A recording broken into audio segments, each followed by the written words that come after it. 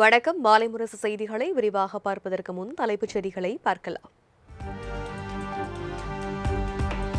தொகுதி மறுவரையறை தொடர்பான மசோதாவை மக்களவையில் தாக்கல் செய்தார் மத்திய உள்துறை அமைச்சர் அமித் ஷா. மசோதாவுக்கு காங்கிரஸ் உள்ளிட்ட எதிர்க்கட்சிகள் கடும் எதிர்ப்பு.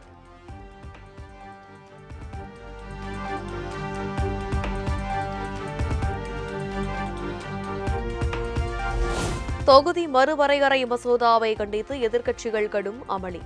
மாநிலங்களவையை நாள் முழுவதும் ஒத்திவைத்து குடியரசு துணைத் தலைவர் சி.பி. ராதாகிருஷ்ணன் உத்தரவு.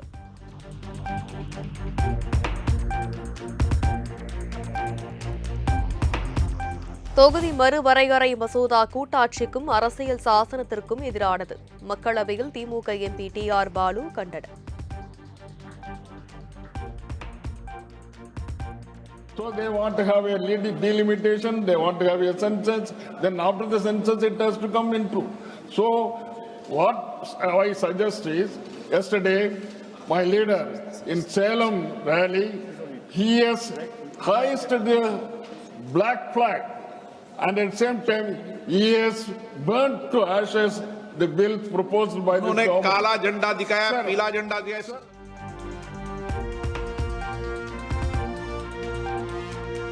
மத்திய அரசு சாண்ட்விச் போன்று 3 மசோதாக்களை கொண்டு வந்துள்ளது. மக்களவையில் திமுக எம்பி டி.ஆர். பாலு விமர்சனம். And it is, we can call it as a sandwich bill. All the 3 bills can be called as a sandwich bill because everything is interlinked together. So the government has not come forward to see that each and every bill is put separately. They are sandwiched each and everywhere it has got a link.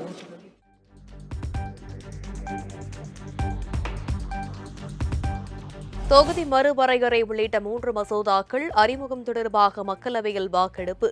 251 பேர் ஆதரவாகவும் 185 பேர் எதிராகவும் வாக்களித்த நிலையில் மசோதா அறிமுகம்.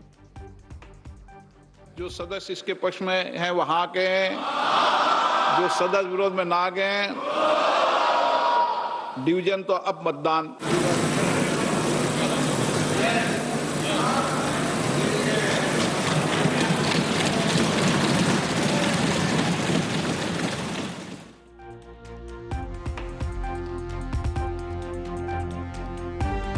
குடியரசுத் தலைவரின் ஒப்புதலை பெற்ற பின்னரே அரசியல் சாசன திருத்த மசோதாவை நாடாளுமன்றத்தில் கொண்டுவர முடியும் என திமுக எம்பி ஆர். ராசா மக்களவையில் பேச்சு.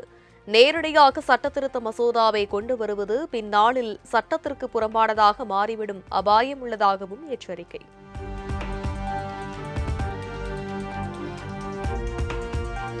மக்களவையில் மகளிர் இடஒதுக்கீடு உட்பட 3 மசோதாக்கள் மீது நாளை மாலை 4 மணிக்கு வாக்கெடுப்பு நடைபெறும்.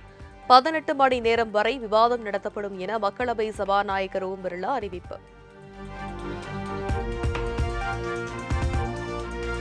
மக்களவை எதிர்க்கட்சித் தலைவர் ராகுல் காந்தியுடன் முதல்வர் மு.க.ஸ்டாலின் தொலைபேசியில் பேச்சு. நாடாளுமன்றத்தில் தொகுதி மறுவரையறை தொடர்பான போராட்டத்தை ராகுல் காந்தி வழிநடத்த வேண்டும் என வலியுறுத்தல்.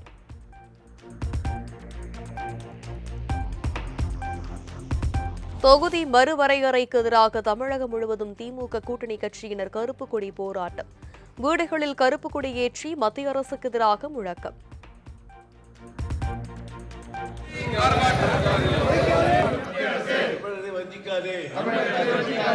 வெல்லட்டும் வெல்லட்டும் வெல்லட்டும் வெல்லட்டும் தமிழ்நாடு வெல்லட்டும் தமிழ்நாடு வெல்லட்டும் குறைக்காதே குறைக்காதே குறைக்காதே குறைக்காதே தமிழ்நாடு தலைவர் யாரு? தமிழ்நாடு போராடும், தமிழ்நாடு வெல்லும்.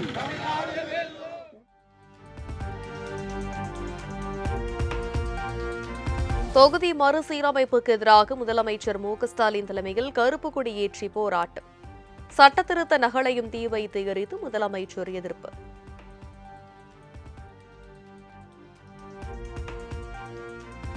और मैंने प्रारंभ में कहा है कि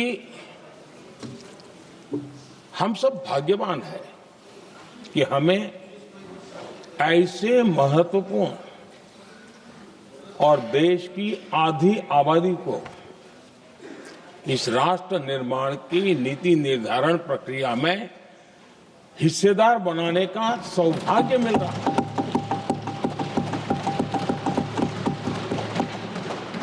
ये हम लोगों के लिए सौभाग्य है और मैं चाहता हूं कि मेरे सभी माननीय सांसद, मैं इधर उधर की आज बात करना नहीं चाहता हूं, हम सभी सांसद इस महत्वपूर्ण अवसर को जाने न दें। हम भारतीय सब मिल करके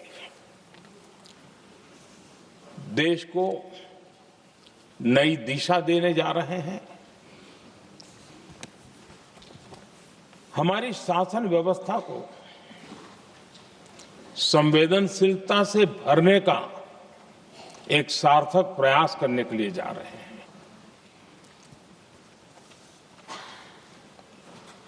और मुझे विश्वास है कि इस मंथन से जो अमृत निकलेगा वो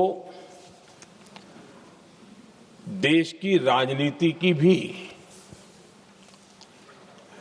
उसके रूप स्वरूप को तो तय करने ही करने वाला है, लेकिन ये देश की दिशा और दशा भी तय करने वाला है। इतने महत्वपूर्ण मोड़ पर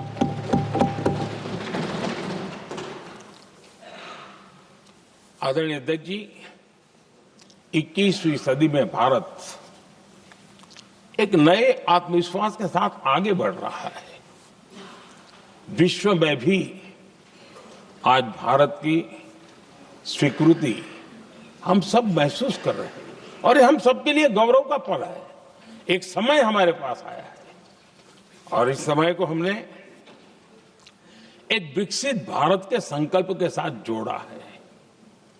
और मैं पक्का मानता हूं कि विकसित भारत का मतलब केवल उत्तम प्रकार के रेल, रास्ते, इंफ्रास्ट्रक्चर या कुछ आर्थिक प्रगति के आंकड़े, सिर्फ इतने से ही विकसित भारत की सीमित कल्पना वाले हम लोग नहीं हैं। हम चाहते हैं कि विकसित भारत जिसके नीति निर्धारण में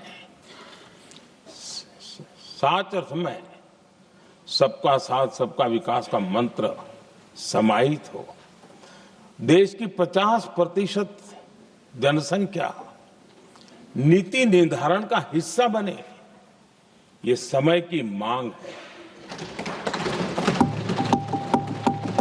हम पहले ही देरी कर चुके हैं, कारण कोई भी होंगे, जिम्मेवार कोई भी होंगे, लेकिन इस सच्चाई को हमें स्वीकार करना होगा कि जब हम अकेले मिलते हैं तब मानते हैं हाँ यार, लेकिन जब सामूहिक रूप से मिलते हैं, मुझे याद है कि जिस इसकी प्रक्रिया चली थी, सभी दलों से मिलना हुआ है, एक दल को छोड़ करके जिन जिन से मिलना हुआ है, हर एक ने सैद्धांतिक विरोध नहीं किया है। बाद में जाकर के जो कुछ भी हुआ होगा, राजनीतिक दिशा पकड़ी जा रही है, लेकिन जो राजनीतिक दिशा में ही सोचते हैं, मैं उनको भी एडवाइज करना चाहूंगा, एक मित्र के रूप में एडवाइज करता हूं और सबको काम आएगी।